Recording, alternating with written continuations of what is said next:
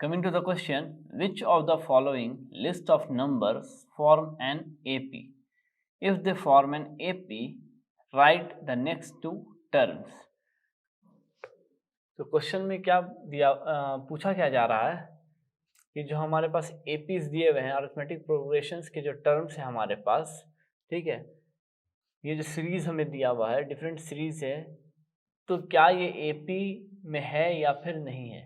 अगर ये एपी, ये सीरीज जो है अगर एपी फॉर्म कर रहा है तो हमें क्या करना है, इसके नेक्स्ट के टू टर्म्स फाइंड आउट करने हैं। जैसे यहाँ पे a1 a2 a3 a4 है, तो हमें नेक्स्ट टू टर्म क्या हो जाएगा, a5 और a6 हमें फाइंड आउट करना है। अगर एपी फॉलो कर रहा है तब, अगर एपी फॉलो नहीं करेगा तो हमें टर्म्स निकालने की ज़रूरत नहीं है, ठीक है। तो पहले सबसे पहले जो गिवन कंडीशन है हमारा वो हम लिख लेंगे। तो उससे पहले पार्ट 1 अगर देखें, क्या है क्वेश्चन 1 यहाँ पे हमारा जो सीरीज दी हुई है 4 10 16 22, करेक्ट। तो गिवन कंडीशन में क्या हो जाएगा इस केस के लिए, गिवन,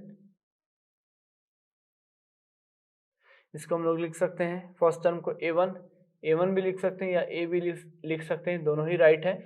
यह है आपका 4।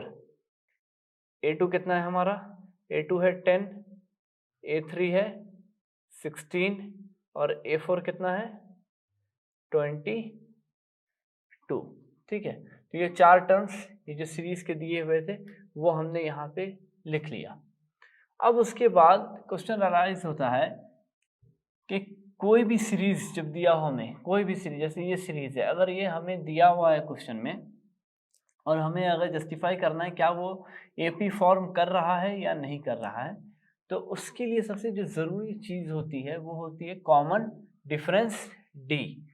तो हम लोग क्या करेंगे, यहाँ पे सभी दो टर्म्स के बीच का कॉमन डिफरेंस निकालेंगे, ठीक है। सभी दो टर्म्स के बीच का कॉमन डिफरेंस निकालेंगे और चेकआउट करेंगे क्या कॉमन डिफरेंस सेम आ रहा है या नहीं। अगर सभी दो टर्म्स के कॉमन डिफरेंस अगर सेम आ जाए तो वो हो जाएगा कि ये सीरीज जो है वो एपी में है। अगर सेम नहीं आएंगे तो वो एपी फॉलो नहीं करेगा। तो हम यहाँ पे क्या करेंगे, अकॉर्डिंग टू क्वेश्चन सबसे पहले हम क्या करेंगे, कॉमन डिफरेंस फाइंड आउट करते हैं, ठीक है। तो D1 कॉमन डिफरेंस किसके बीच का, 4 और 10। तो अगर आप 4 और 10 को देखेंगे तो कौन सा हमने इसे एब्रिविएशन से इंडिकेट किया है, A1 और A2। तो इन दोनों के बीच का कॉमन डिफरेंस क्या होगा, A2 माइनस A1। तो दिस इंप्लाइज D1 की वैल्यू क्या होगी, A2 आपका है 10 माइनस A1 है 4, तो 10 माइनस 4 हो गया आपका 6। ये आ गया D1 का वैल्यू। इसी तरह हम D2 की भी वैल्यू फाइंड आउट करेंगे। तो D2 क्या हो जाएगा, D2 हो जाएगा 10 और 16 के बीच का कॉमन डिफरेंस। तो आप देख सकते हो अगर 10 को हमने इंडिकेट किया A2 से, 16 को A3 से, तो D2 क्या हो जाएगा, A3 माइनस A2। तो दिस इंप्लाइज D2 क्या हो जाएगा आपका, A3 की वैल्यू है 16 माइनस A2 की वैल्यू है 10। 16 माइनस 10 इज इक्वल टू 6, ठीक है। तो अगर अब हम देखेंगे D1 जो था हमारा वो आया 6, D2 जो था वो भी आ गया 6। तो दो नंबर्स के जब बीच का हम कॉमन डिफरेंस निकाले हैं, यहाँ पे दोनों ही D1 और D2 दोनों ही सेम आ रहा है, तो हम क्या करेंगे, थर्ड कॉमन डिफरेंस के लिए प्रोसीड करके चेकआउट करेंगे कि क्या उसका भी कॉमन डिफरेंस 6 आता है या नहीं। तो फिर हम लोग D3 फाइंड आउट करेंगे। D3 क्या हो जाएगा, 16 और 22 के बीच का कॉमन डिफरेंस। तो अगर आप देखेंगे यहाँ पे 22 हमने किससे डिनोट किया, A4 से, माइनस 16 किससे किया था, A3 से। तो A4 minus A3, this implies D3 is equal to, A4 की वैल्यू क्या है 22 माइनस A3 की value 16, this equals to 6, correct. अब हम यहाँ पे अगर देखें तो D1 D2 D3 तीनों की वैल्यू क्या है, 6 6 एंड 6।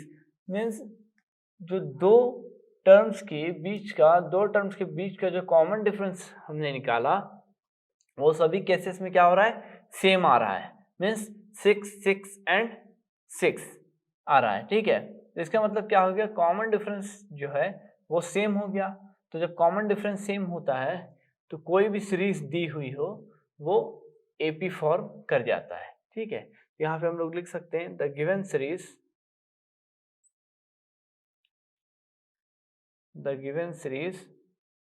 फॉर्म्स, ठीक है, the given series forms an AP. तो जब ये हमें मालूम हो गया कि अब ये सीरीज जो दिया हुआ था वो एपी में है, तो नेक्स्ट प्रोसीजर हमारा क्या होता है? नेक्स्ट प्रोसीजर होगा, नेक्स्ट 2 टर्म्स हमें फाइंड आउट करने होंगे। जैसे यहाँ पे 1 2 3 4 टर्म्स थे, अब हमें 5th और 6th टर्म हमें फाइंड आउट करने हैं। तो यहाँ पे अगर हम लिख लें नाउ अप टू A4 तो हमारे पास दिया हुआ है, A5 क्या हो जाएगा? A5 हो जाएगा। जैसा कि हमें पता है किसी भी अगर टर्म्स को हम निकालते हैं तो उसका प्रीसीडिंग टर्म्स जो होता है प्लस कॉमन डिफरेंस हम लोग कर देते हैं। ठीक है, तो A5 का प्रीसीडिंग टर्म्स क्या हो जाएगा? A4 plus common difference D। तो this implies A5 is equal to, A4 की वैल्यू क्या है? 22 प्लस कॉमन डिफरेंस की वैल्यू कितनी आई हमारे पास? आप देख सकते हो 6 6 एंड 6 है, मीन्स कॉमन डिफरेंस की वैल्यू हो गई 6। सो देयरफॉर A5 क्या हो जाएगा? 22 प्लस 6 इज इक्वल टू 28। ये हो गया A5 का वैल्यू। अब इसके बाद A5 के बाद हमें नेक्स्ट टर्म फाइंड आउट करना है जो कि A6। देन A6 क्या हो जाएगा? सिमिलरली उसी तरह A6 का प्रीसीडिंग टर्म्स क्या हो जाएगा? A5 plus common difference D। This equals to A5 की वैल्यू क्या मिली हमें? 28 प्लस D की वैल्यू क्या है? 6। देयरफॉर A6 की वैल्यू क्या हो गई? 28 प्लस 6 इज इक्वल टू 34। ये हो गया A6 का वैल्यू। ठीक है, तो जैसा कि हमें क्वेश्चन में कहा गया था, पहले हमें चेकआउट करना था कि जो गिवन सीरीज है वो एपी फॉर्म कर रहा है या नहीं। अगर एपी फॉर्म कर रहा है तो हमें नेक्स्ट 2 टर्म्स फाइंड आउट करने थे। ठीक है, तो यहाँ पे हमने पहले चेकआउट किया कॉमन डिफरेंस के थ्रू, तो कॉमन डिफरेंस जो हमारा निकला वो सब सेम ही निकला, 6 6 एंड 6। तो इसका मतलब क्या हुआ? जब कॉमन डिफरेंस सेम हो गया मीन्स ये जो सीरीज दिया हुआ था हमें वो एपी फॉर्म कर रहा है। तो जब एपी फॉर्म कर रहा है तो अब हम नेक्स्ट 2 टर्म्स जो थे A5 और A6 वो हमें मालूम करना था, तो वो हमने फॉर्मूला अप्लाई करके प्रोसीड किया और फिर दोनों के ही वैल्यूज निकाल लिए। Coming to the next question, given series क्या है हमारे पास? 1 -1 -3 एंड -5। तो इस केस में भी हमें सेम करना है, पहले हमें कॉमन डिफरेंस निकाल करके जस्टिफाई करना है कि क्या कॉमन डिफरेंस सेम है या नहीं है। अगर कॉमन डिफरेंस सेम होगा मीन्स ये जो दिया हुआ सीरीज है हमारे पास वो एपी फॉर्म करेगा, और फिर हमें नेक्स्ट के जो 2 टर्म्स है वो फाइंड आउट करने होंगे। तो जो गिवन कंडीशन है हमारे पास वो पहले हम लिख लेंगे, गिवन A1 क्या है हमारा? A1 हो गया आपका 1, A2 जो है -1, A3 -3 और A4 -5। करेक्ट। तो ये 4 टर्म्स की वैल्यू हमने लिख ली है। अब हमें क्या करना है? कॉमन डिफरेंस की वैल्यू फाइंड आउट करनी है। नाउ सबसे पहले हम लोग निकाल लेते हैं D1। तो D1 क्या हो जाएगा? 1 और -1 के बीच का कॉमन डिफरेंस। तो 1 और -1 को हमने इंडिकेट किया है A1 और A2 से, मीन्स ये हो जाएगा आपका A2 minus A1। Therefore D1 क्या हो जाएगा? A2 की वैल्यू क्या है? -1 माइनस A1 की वैल्यू क्या है? 1। ये हो गया आपका -2। इसी तरह अगर हम D2 की वैल्यू मालूम करें, D2 क्या हो जाएगा? A2 और A3 के बीच का difference, means A3 minus A2। तो therefore D2 is equal to, A3 की वैल्यू क्या है? -3 माइनस A2, यहाँ पे आपका माइनस है और ये माइनस हो जाएगा +1। -3 + 1 हो गया आपका 2। सिमिलरली अब जब हम अगर चेकआउट करें D1 और D2 की वैल्यू क्या आ रही है, सेम आ रही है, -2 -2, तो हम नेक्स्ट स्टेप के लिए प्रोसीड कर सकते हैं। ये हो जाएगा आपका D3 is equal to A3 और A4 के बीच का difference means A4 minus A3, therefore D3 क्या हो जाएगा हमारा, D3 हो जाएगा A4 की वैल्यू क्या है -5 माइनस A3 की वैल्यू क्या है -3, this equals to -5 minus minus +3 is equal to -2। तो D3 की वैल्यू क्या आ गई, -2। तो अगर हम अब चेकआउट करेंगे अगर D1, D2 और D3 इन तीनों की वैल्यू क्या आई है, -2 -2 -2, तीनों की ही वैल्यू सेम आ रही है। तो जब तीनों की वैल्यू सेम आ गई मीन्स ये जो सीरीज था हमारे पास वो एपी फॉर्म कर रहा है, ठीक। Then the given series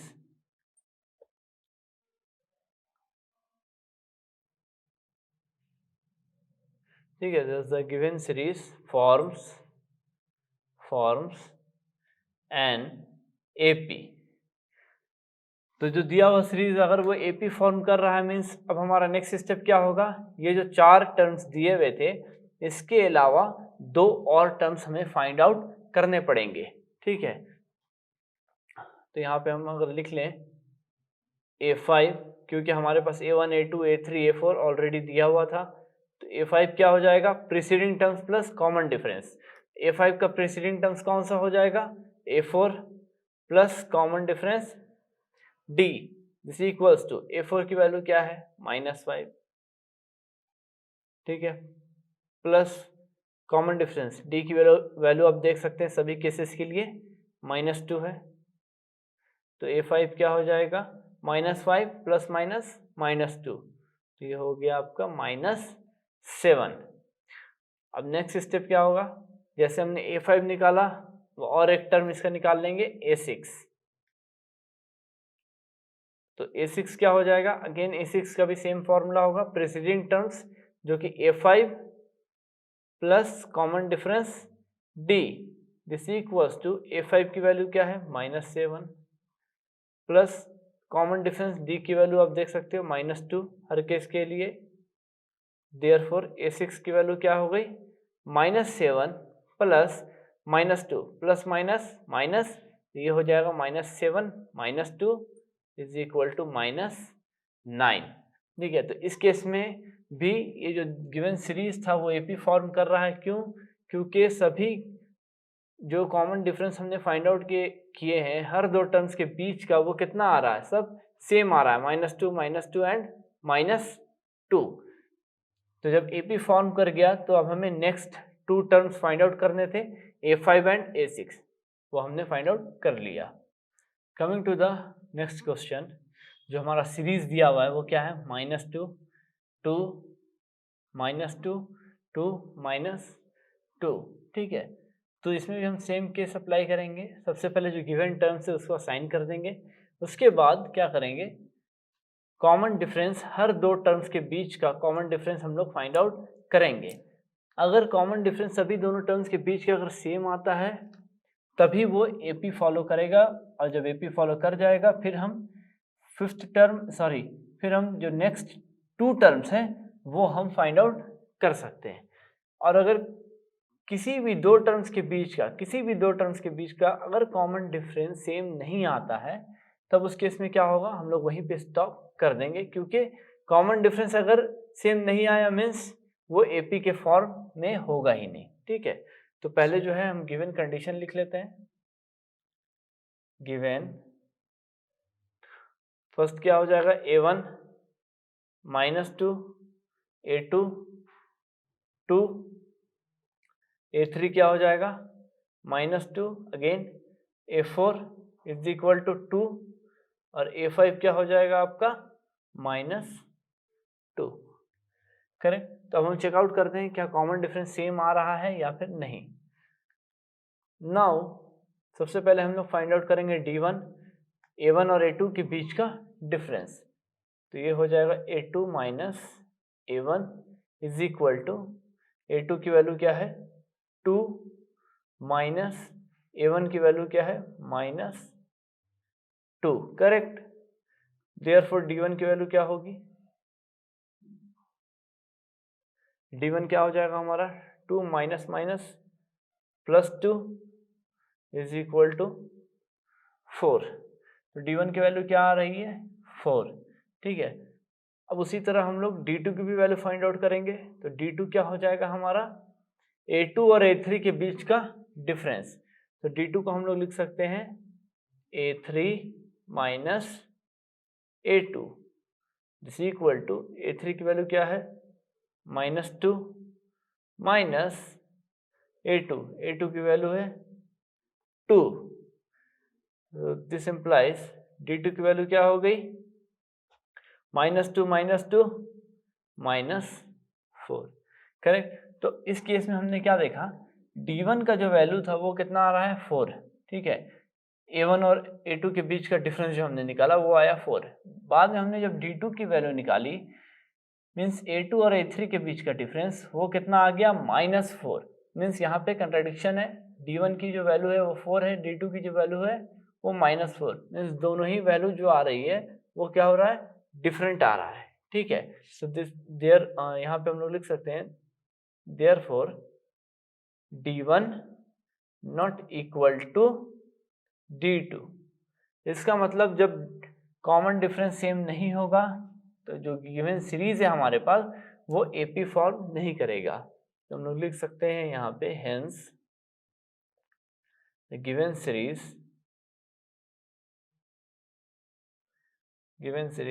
does not form an AP, correct. तो जब AP फॉर्म नहीं करेगा तो हम लोग फिर आगे का टर्म्स भी फाइंड आउट नहीं कर सकते हैं। Coming to the next question, हमारे पास जो सीरीज दिया हुआ है वो क्या है 1 1 1 2 2 2 3 3 3। तो यहाँ पे भी हम क्या करेंगे, सेम प्रोसेस अप्लाई करेंगे। सबसे पहले कॉमन डिफरेंस हम लोग मालूम करेंगे हर दो टर्म्स के बीच का। अगर किसी भी एक पेयर का जो कॉमन डिफरेंस होगा, किसी भी एक पेयर का, सपोज अगर 1 और 1 का हम फाइंड आउट कर रहे हैं, नेक्स्ट कॉमन डिफरेंस अगेन से हम लोग 1 और 1 के बीच का अगर फाइंड आउट कर रहे हैं, तो अगर इन दोनों के केस में अगर कॉमन डिफरेंस जो है वो डिफरेंट आ जाता है, सेम नहीं आता है, तब वहाँ पे हम लोग स्टॉप कर सकते हैं। क्योंकि AP फॉर्म करने के लिए common difference must and must necessary है कि वो सभी पेयर के बीच का जो कॉमन डिफरेंस होगा, सभी दोनों टर्म्स के बीच का जो कॉमन डिफरेंस होगा वो सेम होना चाहिए, करेक्ट। तो यहाँ पे जो हो जाएगा गिवन क्या होगा, A1 की वैल्यू क्या हो जाएगी, यहाँ पर से A1 हो जाएगा 1, A2 भी आपका 1 दिया हुआ है, A3 again 1, A4 is equal to 2, A5 की वैल्यू क्या है 2, A6 की वैल्यू 2, A7 की वैल्यू 3, A8 की वैल्यू 3 एंड A9 की वैल्यू 3, ठीक है। तो यहाँ पे हमने जो सीरीज के वैल्यूज थे उसको असाइन कर दिया A1 टू A9 तक। अब हमारा प्रोसेस क्या होगा, नाउ D1 फाइंड आउट करेंगे। तो D1 क्या हो जाएगा, दो टर्म के बीच का कॉमन डिफरेंस, मीन्स A1 और A2 के बीच का कॉमन डिफरेंस। तो ये हो जाएगा A2 माइनस A1 जिस इक्वल्स टू A2 की वैल्यू क्या है 1 माइनस A1 की वैल्यू 1। तो D1 की वैल्यू क्या आ जाएगी 0, करेक्ट। अगर हम इसी तरह D2 की वैल्यू फाइंड आउट करें तो A2 और A3 के बीच का कॉमन डिफरेंस, तो ये हो जाएगा आपका A3 minus A2 this equals to A3 की वैल्यू क्या है 1 माइनस A2 की वैल्यू 1। तो देयरफॉर D2 की वैल्यू क्या हो गई 1 minus 1 is equal to 0, correct. तो अब हमने यहाँ पे देखा D1 और D2 का जो वैल्यू आ रहा है वो क्या आ रहा है 0 एंड 0। तो जब दो पेयर के बीच का कॉमन डिफरेंस का वैल्यू अगर सेम आ रहा है तो हम प्रोसीड कर सकते हैं नेक्स्ट स्टेप के लिए। तो नेक्स्ट स्टेप में क्या हो जाएगा, D3। तो D3 क्या हो जाएगा हमारा, A3 और A4 के बीच का कॉमन डिफरेंस। तो यहाँ पे हम लिख सकते हैं A4 minus A3 is equal to, A4 की वैल्यू क्या है 2 माइनस A3 की वैल्यू 1। तो देयरफॉर D3 की वैल्यू क्या आ गई हमारी 1। अब अगर हम चेकआउट करें, D1 का जो वैल्यू था हमारा 0, D2 का जो वैल्यू था वो 0, लेकिन D3 की वैल्यू क्या आई 1। मीन्स अगेन कंट्राडिक्शन आ गया यहाँ पे। D1 D2 तो इक्वल है लेकिन D3 की वैल्यू इक्वल नहीं है। तो कॉमन डिफरेंस से हम लोग क्या समझते हैं, किसी भी दो टर्म्स के बीच का कॉमन डिफरेंस हमेशा एक दूसरे के सेम ही रहना चाहिए। हर पेयर का जो कॉमन डिफरेंस निकालेंगे वो सेम ही होना चाहिए। लेकिन यहाँ पे आप देख सकते हो D1 D2 इक्वल है लेकिन D3 not equal to D1 and D2। तो इस केस में भी क्या हो जाएगा, ये जो सीरीज दिया हुआ है हमें वो एपी फॉर्म नहीं करेगा। ठीक है, तो यहाँ पे हम लिख लेंगे अगर hence given series does not form an AP. ठीक है,